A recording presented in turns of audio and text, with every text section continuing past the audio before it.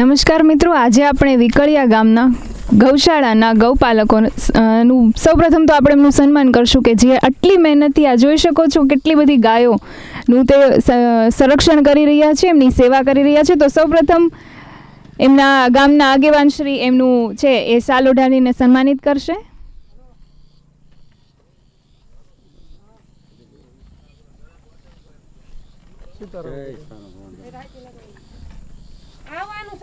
પહેલાં તો આપનું નામ જણાવશો અને આપણે કઈ રીતે છે એ સવારથી સાંજ સુધી છે એ રખેવાળી કરો છો ગાયની અને કેવી રીતે સેવા કરો છો એ જણાવશો.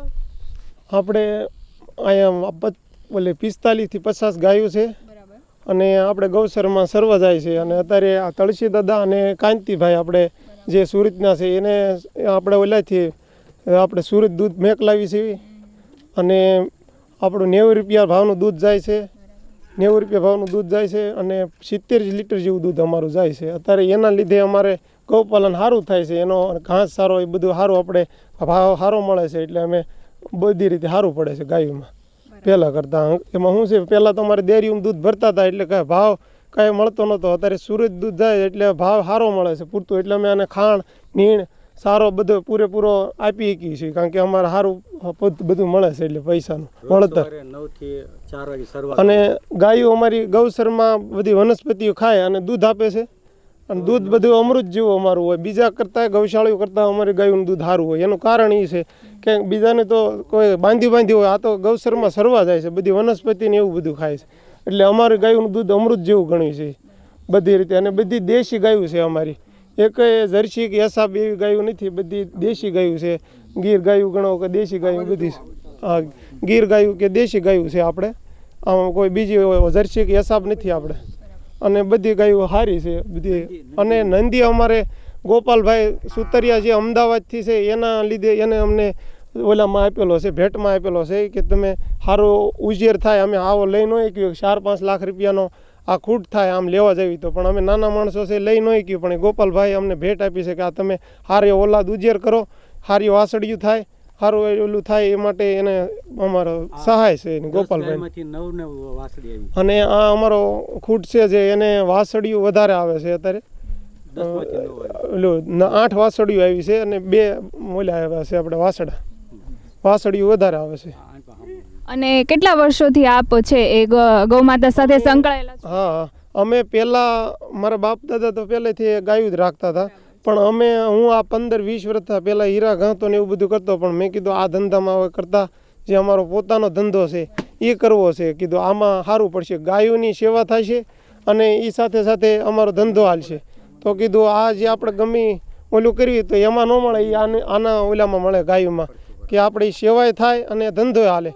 જે ઓલા એક સંત જેટલું ઓલું કરીએ કે એટલું હું તો આમાં માનું છું કે ગાયોની આપણે ઓલું કરવી એટલે ફાયદો થાય. એમ જે સંત જેટલું તપોબળ હોય ને એટલું આ ગાયોમાં આમ આના રહેવાથી આપણા બધી રીતે સારું પડે, આત્માનું અને આનું તે સેવા થાય, બે વાત થાય, બે વસ્તુ છે. હા, અને બધા જે આપણા ગાયોનું દૂધ સારું આપીને એનું સારું વળતર મળે છે, એટલે બધાનું સારું છે સાથ સહકાર. તો આપ જણાવી શકશો કે નંદી જે છે નંદી પશુ માટે આપ શું વિશેષ ધ્યાન રાખો છો અથવા એમના વિશે આપ? નંદી ખૂટ માટે આપણે વિશેષ એ રાખવી છે, અમે એને સારો ખોરાક આપીએ છીએ અને એને સારી વાસળીઓ, જે સારો નંદી હોય તો એ સારા વાસળીઓ આવે, સારી જે અમારે 2-5 લીટર જે દૂધ કરતી હોય એની જગ્યાએ 7-7 લીટર દૂધ કરે. સારો ખૂટ હોય તો એનો ફાયદો થાય છે અને એની ઓલાદ સારી આવે છે, પાવરફુલ આવે છે બધી રીતે. જે સારો ખૂટ હોય તો એ બધા એની ઉપર જ હોય. જે સારો નંદી હોય તો સારી વાસળીઓ આવે, સારી ઓલાદ આવે, સારું દૂધ આપે. આ બધો ફાયદો એની માટે જ હોય નંદી માથે, કે વાસળીયું એના કાન સારા છે, મથરાવટી છે, સિંગ એના મોટી કહેવાય, સારી બીડર છે, મોટા છે ભાવનગરના. એ કરતાં હું એમ કહું છું આમ બધી રીતે ખૂટ મારે સારો છે. ગોપાલભાઈ આપ્યો એનો આભાર માનવી છે અમે, એટલે એના લીધે સારી વાસળીયું બનશે. અગર હું નાનો માણસ છું, કાંઈ પોગી તો એકું નહીં કે ભાઈ 5 લાખનો લઈ શકું, એવી મારી ફરી નથી, પણ આ ગોપાલભાઈએ સહાય કર્યું, હું એનો આભાર માનું છું. શબ્દો કહ્યા, ખરેખર એવું લાગે છે કે આપ ખરેખર છે ગૌમાતા સાથે જોડાયેલા છો. માતાને તો બહુ પ્રેમ ગણે કરું છું, કે આમ સેવાય કરું છું અને હાથા હૃદયથી જાઉં છું. આ તો એમ થાય ગાયોનું માણા બધું ધ્યાન આપે તો સારું, કે માણા ન કરવું. ગૌ માતાનું માણસો એમ કહે છે ગૌ માતા, પણ ગૌ માતા હવે ગામમાં રખડે ને આમ રખડે, કોઈ એનું દૂધ ન લે, આનું બધું વસ્તુ આની લે, દૂધ લે, ગમે વસ્તુ ગૌપાલન તમે ભલે ન ઓલું કરતા હો તો ગૌપાલન હારે જોડાવ તો ગૌ રાખો નહીં કાંઈ નહીં, ગૌ માતાની જે વસ્તુ છે એ બધું લ્યો પ્રોડક્ટ આ તે ગમે તો એ ગૌપાલકને સહાયક થાય અને આપણો હિન્દુ રાષ્ટ્ર એમ બસી રહે, એના માટે સારું કહેવાય. તો જ ગૌ માતાનું બધું બસશે, નકર બસશે નહીં. નકરું વાતું કરીએ, નકરો મંદિર છે. હું તો એમ માનું છું તમે બધે દર્શન કરી આવો મંદિરો આ તે તીર્થમાં, પણ જો એ તમે ગૌ માતાની સેવા ન કરો, પૂરી ઓલી ન કરો તો એ શું કામનો? અને ગામો ગામ જાઓ ને, અહીંયા તમારે આંગણે આવતી હોય ગાયું, ગામમાં ગાયું ભૂખી રહેતી હોય, ગાયું દુખી હશે તો એ બધું હેરાનગતિ. તમે પહેલાં તમે તમારા ગામની ગાયું રાખો, તમારી ગામની ગાયું સુખી રાખો, એને પોગો તો એ નીંદ નાખો, આ નાખો કરો, પછી પોગો તો બીજી ગૌશાળામાં નાખો, એમ કરો બધે. પણ પછી આપણે ગમે ના આમ મોટી મોટી વાતો કરીને મોટે મંદિરમાં જાય એ બધું ખોટું છે. જે અત્યારે ગૌપાલકનું કાર્ય કરી રહ્યા છે કે સમાજ માટે એક મોટું પ્રેરણાદાયક વસ્તુ છે.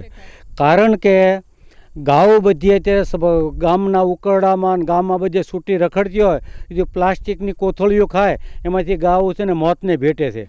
તો ગોપાળભાઈ જેવા, ભવાનભાઈ જેવા ગૌપાલક આજે ગાઉનું પોષણ કરીએ છે. રોજ સવારે 8 વાગે સારવા જાય, 4 વાગ્યાથી જંગલમાં ગાઉને સારે, 4 વાગ્યા આવ્યા પછી એને ઘાસચારો નાખે અને પોતે રજકો, ગાજર, સાહટીઓ, મકાઈ આવો ઊંચી ક્વોલિટીનો ઘાસચારો ગાઉને ખવડાવે છે. અને એ ઊંચી ક્વોલિટીનું દૂધ છે સુરતમાં 100 રૂપિયાથી 150 રૂપિયાથી જે વેચાય છે એ ભવાનભાઈ 90 રૂપિયાથી સિટીની અંદર 120 રૂપિયા દૂધ આપે છે. અને જો ભવાનભાઈ જેવા ગૌપાલકો તૈયાર થશે તો જ ગામમાં ગાઉ રખડતી બંધ થશે અને પોતે એનું પાલન કરી શકશે. બાકી ગમે એટલી પાંજરાપોળું ખોલશે તો પાંજરાપોળથી ગાઉનો ઉકેલ નથી, પણ વ્યક્તિગત ગાઉનું પાલન થશે અને એનું દૂધ બધા ખાતા થશે, દૂધ, ઘી, માખણ, છાશ, પનીર આ બધું ગાનું અપનાવતા થશે તો જ ગાઉ ભારતની અંદર બચશે. નકર જર્સી ગા અને ભેંસ તમારા રોગ માટે તૈયાર છે. નમસ્તે. જણાવજો નંદી વિશે. નંદીની તો વિશેષતાઓ બેન ઘણી છે. નંદી આપણે એનો ઘણી નંદીનો બતાવ ના વાંધો નહીં. નંદીની વિશેષતાઓ ઘણી છે, એના લીધે બધો ફાયદો આપણે થાય છે. નંદી હોય તો એની ઉપર આખું સંવર્ધન હોય.